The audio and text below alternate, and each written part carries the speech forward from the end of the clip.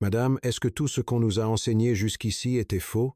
C'est avec les larmes aux yeux qu'un lycéen finlandais de 16 ans, élevé au sein du système éducatif le plus réputé au monde, m'a posé cette question bouleversante. En 15 ans de carrière dans l'éducation internationale, je n'avais jamais vécu une telle situation. 28 des meilleurs élèves de Finlande, partis d'Helsinki, le cœur de l'excellence éducative européenne, ont été contraints d'atterrir d'urgence à l'aéroport Paris-Charles de Gaulle en raison d'un typhon soudain. Ce fut le début d'une série d'événements absolument inimaginables. Savez-vous ce qui s'est passé? Ces élèves brillants, à qui l'on avait toujours répété que le système finlandais était le numéro 1 mondial, se sont retrouvés complètement sans voix, seulement 48 heures après avoir posé le pied sur le sol français. De l'expérience saisissante à l'aéroport, en passant par les scènes incroyables observées dans le métro bondé, jusqu'à la rencontre nocturne avec des jeunes de leur âge au comportement surprenant, leur perception du monde a été totalement chamboulée. Ils pensaient que la Finlande était le summum, mais ils ont découvert que la France était la véritable terre d'avant-garde. La Finlande n'est peu, être pas le meilleur pays du monde. La vraie nation avancée, c'est la France. Cette déclaration choc, faite par Emilia, une lycéenne de 17 ans, aux journalistes de son pays, a provoqué une onde de choc dans le système éducatif finlandais. Qu'ont-ils donc vu en France?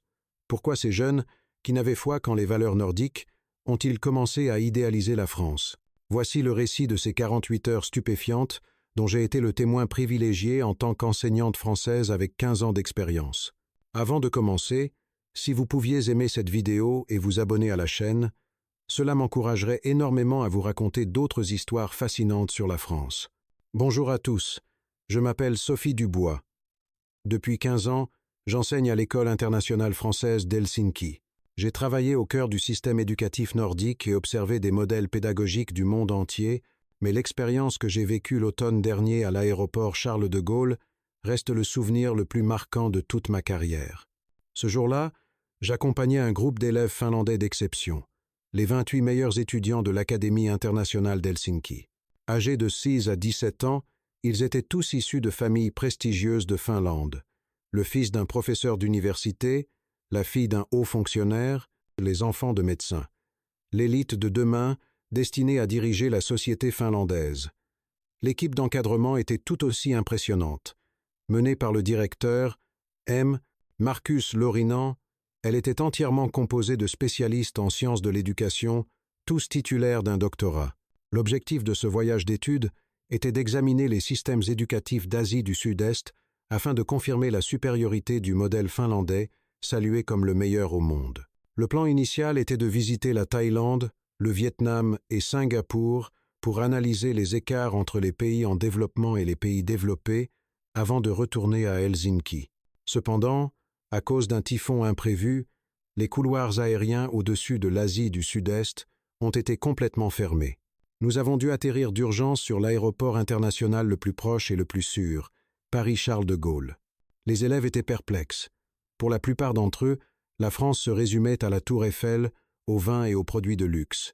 Certains disaient « Leur système éducatif n'est-il pas rigide et basé sur la mémorisation? C'est un pays un peu dépassé, non ?» Dans l'éducation finlandaise, lorsqu'on parle de pays avancés en Europe, on pense souvent à l'Allemagne ou à la Suisse.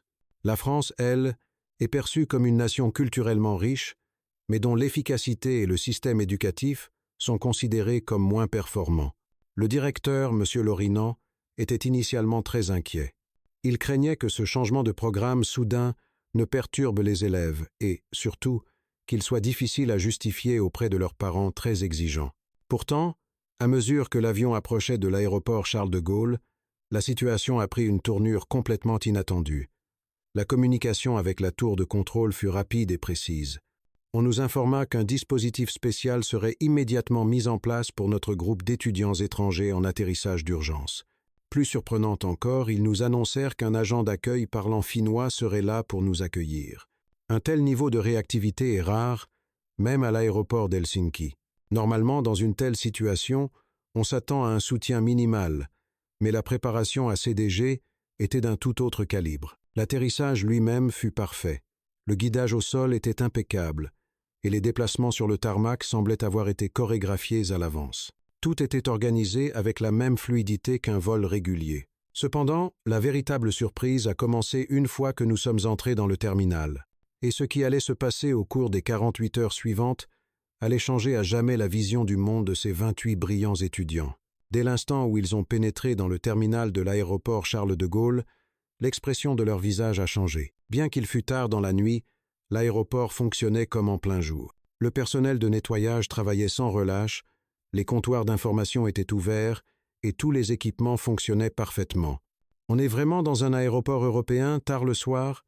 m'a demandé Emilia Virtanen, une étudiante de 17 ans. À l'aéroport d'Helsinki, après 21 heures, de nombreux services ralentissent ou ferment. Elle était donc stupéfaite par ce niveau de service 24 heures divisé par 24.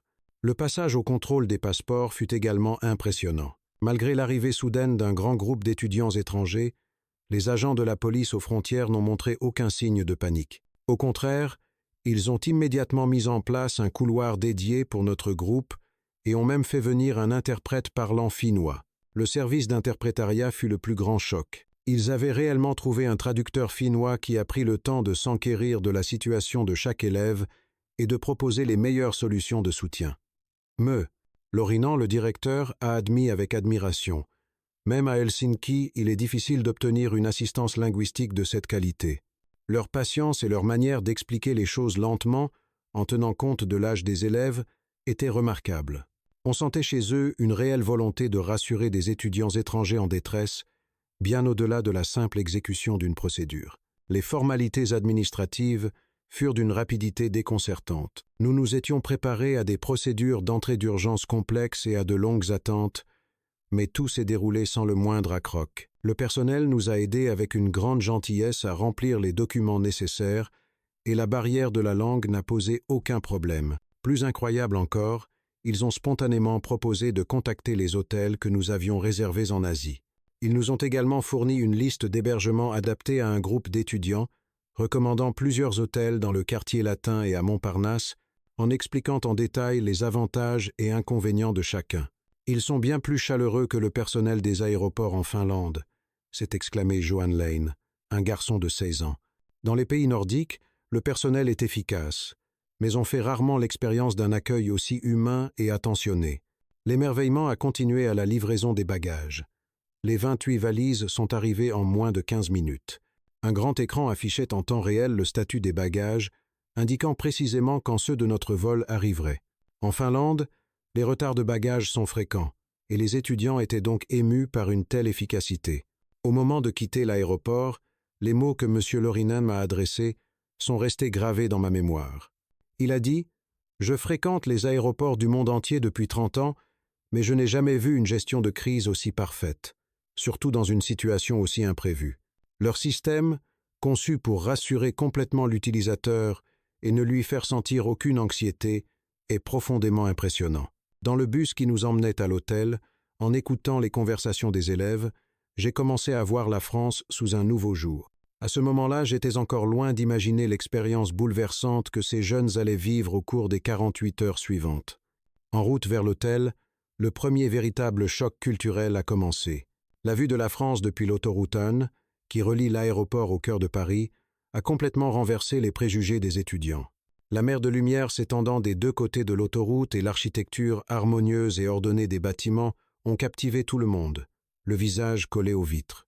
Le directeur s'est exclamé « Même en Finlande, il est rare de voir un urbanisme planifié à une telle échelle. » Il était particulièrement impressionné par la manière dont les monuments historiques, les quartiers résidentiels haussmanniens et les espaces verts semblaient coexister en parfaite harmonie.